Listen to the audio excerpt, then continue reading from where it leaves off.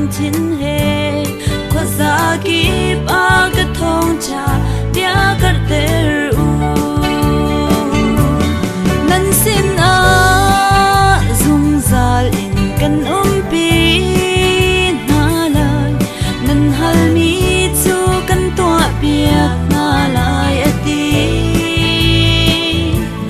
kamin in kuchya tholu lo mi zo kha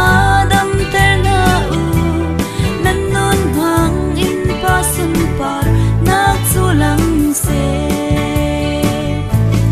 hoi do du naw atu thau lo pathian sun par nak cha aram cha nanun na khi man adu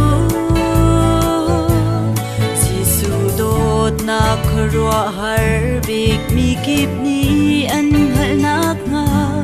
tuan thok ve chang ni le chan an liam hlan a nan sin a zung zal in kan pi na lai nan hal mi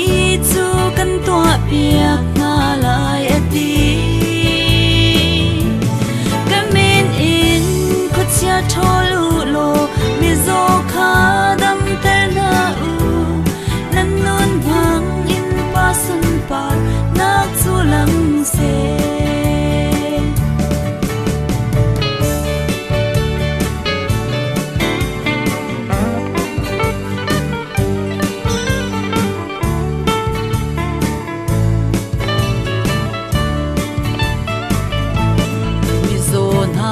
ni dam nak an hu mi zen mi